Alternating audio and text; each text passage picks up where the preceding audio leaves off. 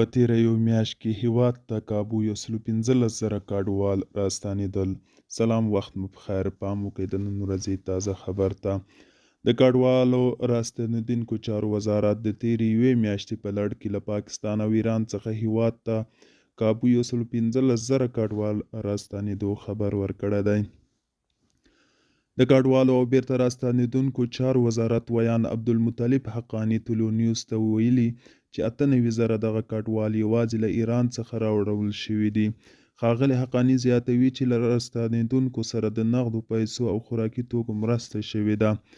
د کډوالو او راستنېدونکو چارو وزارت ویان وویل په تېره یو میاشت کې کابو 115,000 افغانان له ایران او پاکستان څخه راستنه شوي دي چې په دې کې یو څه برخه په اجباري ډول راغلي او ځینې په خپله خوښه باندې هم راستنه شوي دي. ورته مهال په پاکستان او ایران کې ځینې افغان کډوال وایي چې په دغو هیوادونو کې د هرې ورځې په تېرېدو سره د ژوند شرایط ورته سختیږي. په ایران کې افغان کډوال شریف الله وایي افغان کډوال ایران ته د خپلو لومړنیو اړتیاوو د پوره کولو لپاره ایران ته راځي او دلته د کار نشتون د حکومت فشارونه هغه عوامل دي چې د دوی ژوند له ستونزو او کړاوونو سره مخ کړی دی.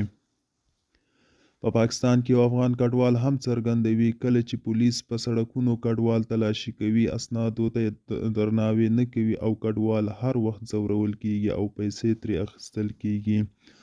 بل لور ته د کډوالو د حقونو د برخې یو شمېر فعالان له نړیوالو سازمانونو غواړي چې پر کوربه هیوادونو فشار راوړي څو د کډوالو د ایستلو برخه کې له نړیوال قوانین په پام کې ونیسي.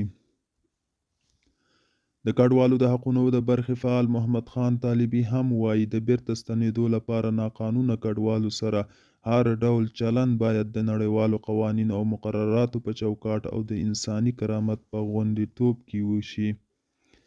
دا په داسې حال کې ده چې پاکستاني رسنیو راپور ورکړی چې پاکستان پریکړه کړې چې یو ځل بیا له دغه هیواده د ناقانونه کډوالو د اجباري ایستلو لړۍ چټکه کړي.